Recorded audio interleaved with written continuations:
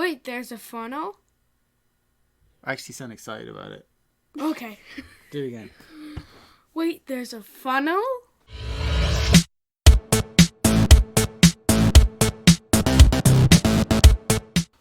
I'm Chris Woods, and this is the Industrial Research Podcast. This episode is the last of 3 parts in trying to predict the future. At some point, we as industrial researchers have to get back to, doing research. But we need to finish off how to predict the future.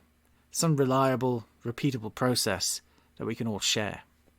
I'm going to give you my flavour of it. There's a lot of material out there from a lot of different people on how to do this, and I covered some of that in the last episode.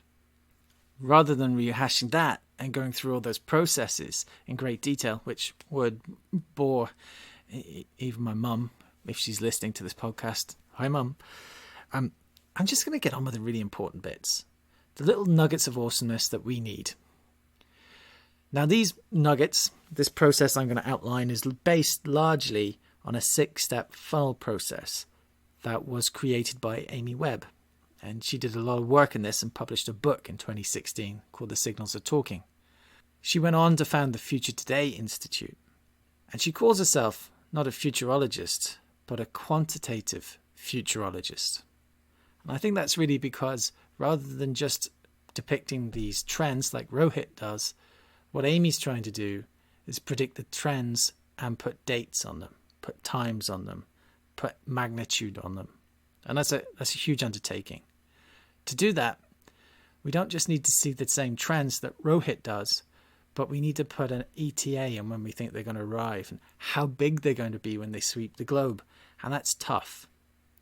And so the process, the 6-step process that Amy and the Future Today Institute use really does that, but it goes back through trend prediction and it effectively upgrades that process with some key data points to allow Amy and the FTI to put some dates and ETAs on how things are going to arrive and what they're going to look at. So let's go and have a go at this. Let's go through the 6-step process.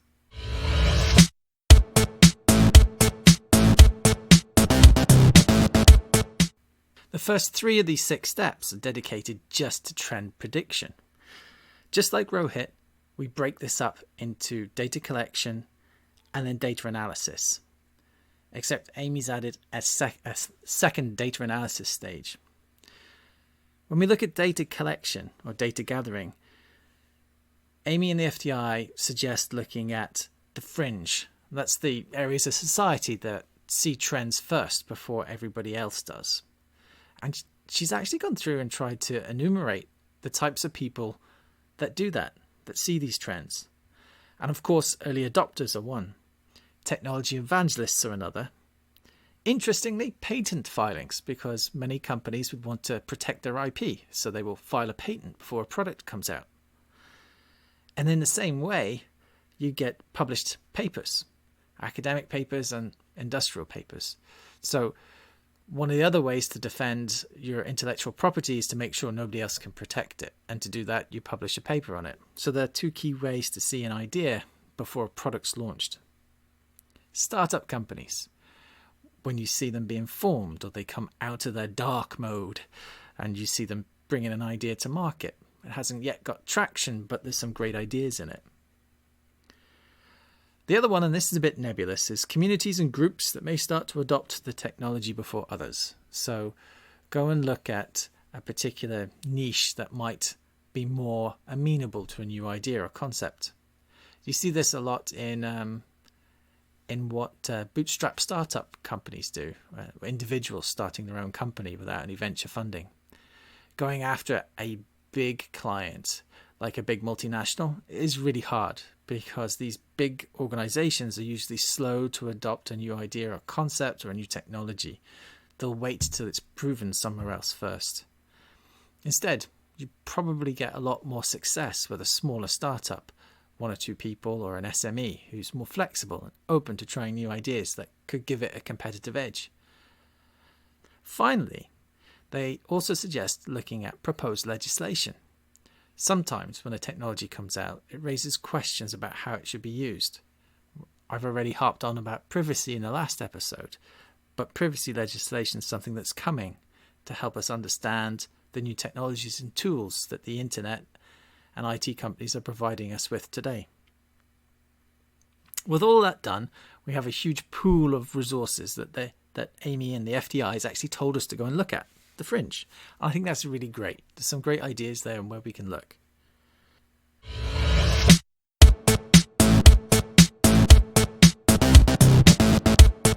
The next step is the first phase in data analysis. And Amy and the FTI have a process called Cypher to filter it through. And just like Rohit, it looks for key trends or patterns there where we can see markers or indications of a trend forming.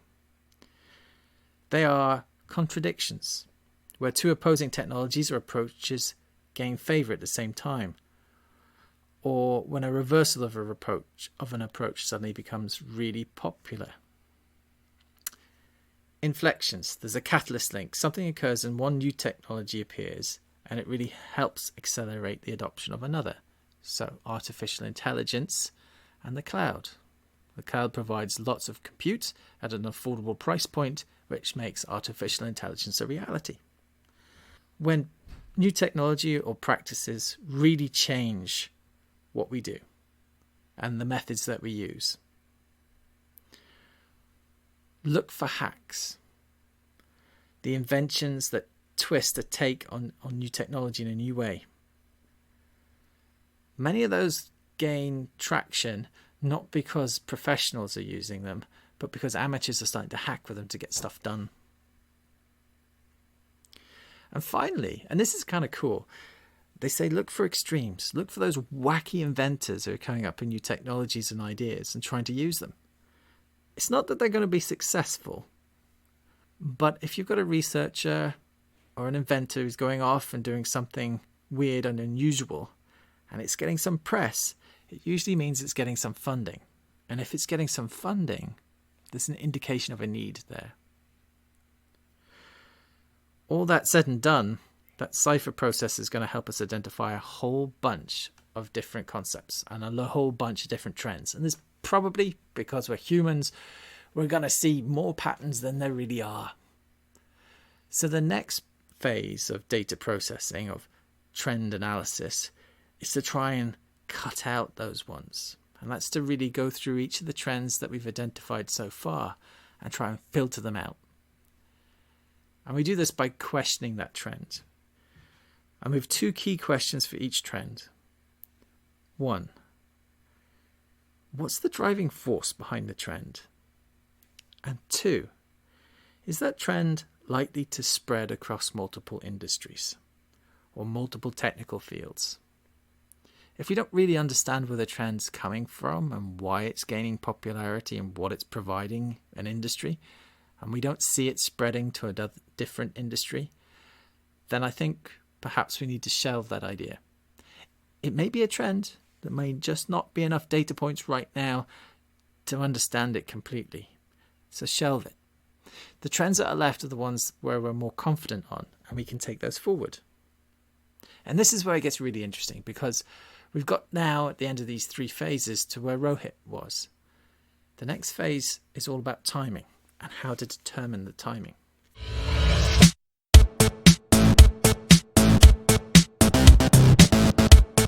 Calculating the arrival date of a trend is really, really hard. I mean, this is the holy grail of what we have to do. But I think that the best approach really is to think back to our TRL scale, where we had to try and predict or determine how developed a technology was. TRL level 9, technology readiness level 9, is something we would buy in a store or a shop. It's a fully featured product in a box with all the necessary marketing and go-to-market strategy done and dusted. It's a high-quality product. Is our trend there? Well, no. It's going to be somewhere on that TRL scale. And when we try to imagine what the trend would look like as a fully formed product or feature or embedded in our everyday lives, what would that look like?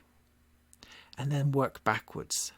What key things are missing today that are preventing that trend to be as ubiquitous and as commonplace as we think it should be? And just to try and list out those items. What's missing? And when we identify what's missing, try to think about who might provide it. What are they doing? When I was at university, or it was 20 years ago, when I was at university 20 years ago, I remember covering artificial intelligence, and my lecturer said, we're going to tell you about this stuff. It's really interesting. It's kind of cool, but it's never going to go anywhere. It's just too expensive. Nobody has the compute power to do it. But today, of course, artificial intelligence is everywhere. We all use it. So what happened? Well, the arrival of the cloud and cheap computing really made artificial intelligence a viable solution. So if we think about AI, and it should be everywhere, and it's becoming this ubiquitous trend today, what was missing? Well, cheap computing. And then think about how that gets provided. It could have been technology innovation pushing the price point down and Moore's law. But it was also the arrival of this ability to rent computing. So we didn't have the capital expenditure, which made artificial intelligence a bit more applicable. And now, of course, we get artificial intelligence in embedded devices with the arrival of FPGAs and devices like the Movidius chip from Intel, which accelerate artificial intelligence actions in low-cost silicon, which you can embed into devices. So trend prediction then, and ETA prediction is hard. But if we think about how things should be in the future and then work back and try and identify those key things that are missing and where they might come from, that'll give us a timeline, a rough timeline, and we can start to put guesses on where those missing key pieces are going to come from and how long it's going to take for those to arrive and for their impact to be felt. And that allows us to work out this ETA. Now at this point, we've got some trends. We've got some velocity on these trends. We can see how fast they're moving and their ETA for arrival. But now we've got to turn it into something credible. And that's tough too. And that's step 5 in this funnel process. Writing it down.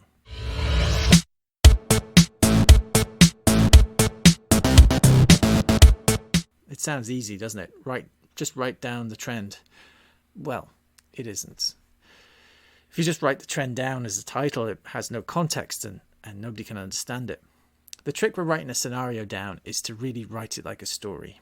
Write it about what the future would be like with this trend fully evolved, or these combination of trends fully evolved and embedded in our society. Think about all the things that have happened in the run-up for that trend to be successful and to be embedded as far as it has, and put those key elements into that little story. About a page and a half of writing it down. When you read it back out, if it sounds completely wacky and totally implausible, well then it probably is. And it's the act of writing it down that really lets you see that. It's one thing to think it, it's a second thing to write it down and read it back. And just that transformation of the ideas in our head into a sheet of paper allows us to pull out the really wacky ones.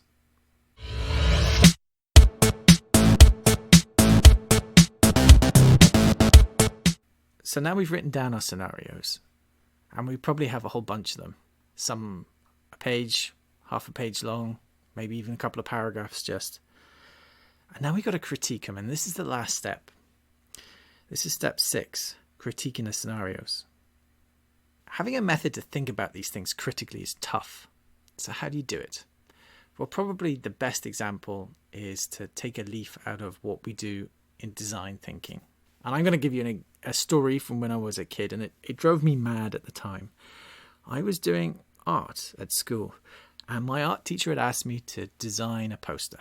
And of course, I drew this beautiful poster, which I thought was the best poster in the world.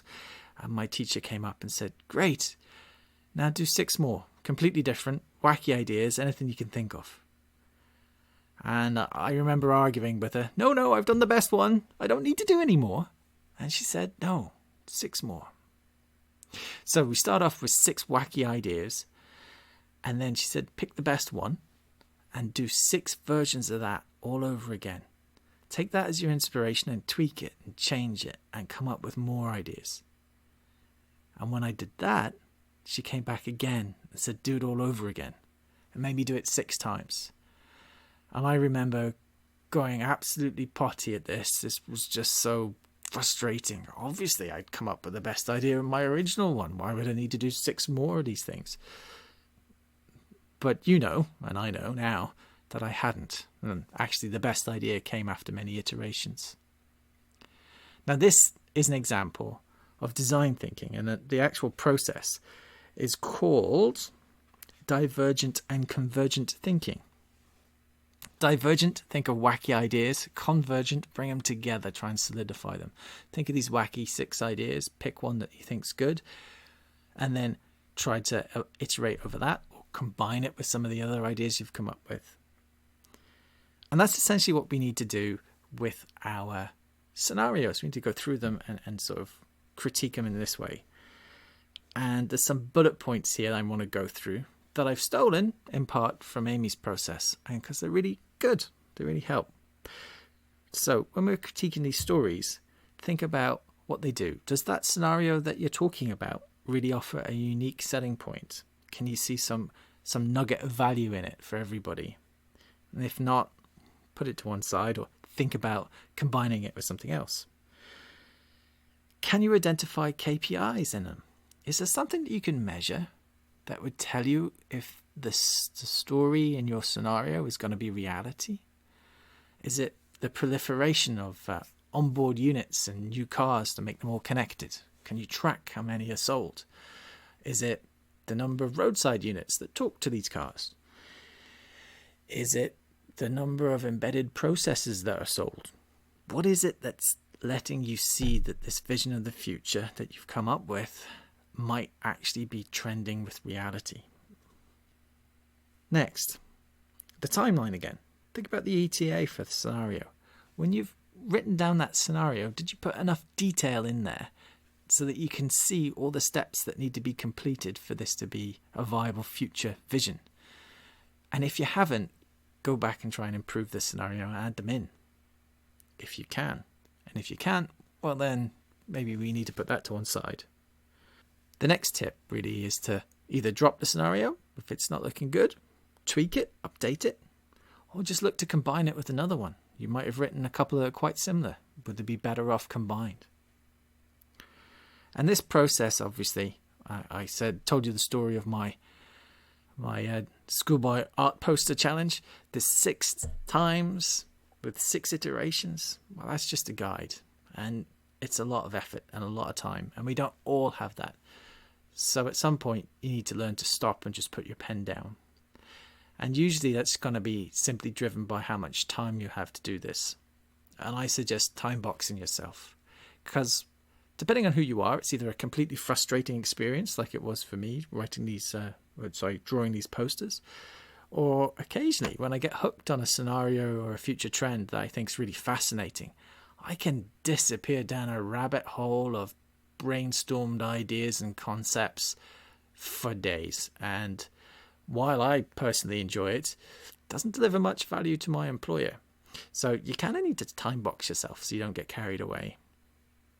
With that in mind, by the time we get to the end of this whole future prediction process, we've gone from an improved version of scenario prediction from what Rohit's provided us through to ETA for a trend.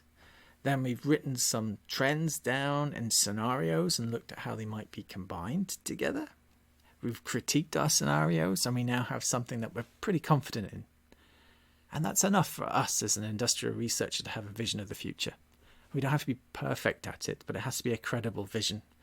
And these steps, which are well trodden and well proved by a bunch of different people, get us there.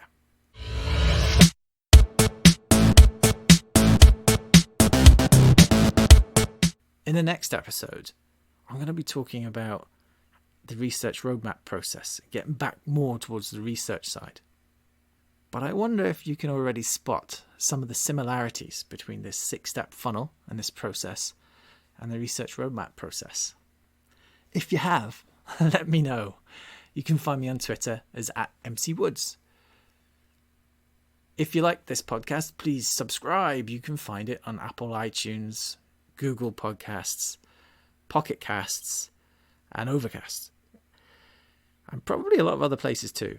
And if you can't find it, let me know. I've got another podcatcher to add it to. In the meantime, stay safe, particularly with the whole COVID-19. Keep yourself isolated, wash your hands, keep well, and I'll talk to you again next time.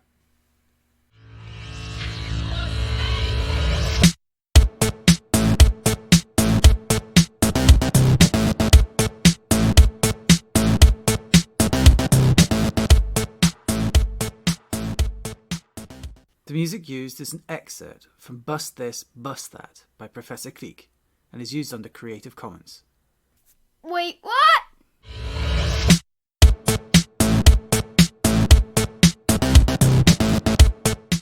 So guys, right now, artificial intelligence is used everywhere.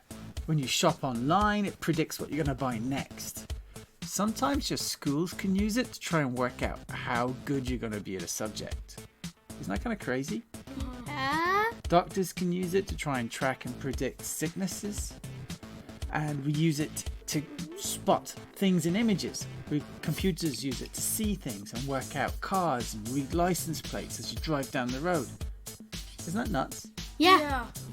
But guess who provides the most computing power for artificial intelligence? Ooh. Do you think it's a computer company? Yeah. No. What? Yeah. Do you know who it is? No. It's a shop. Shop? Yeah. It's a shop? I know, it's Amazon. Amazon? Amazon? Yeah. Wow. Wow, that's really cool.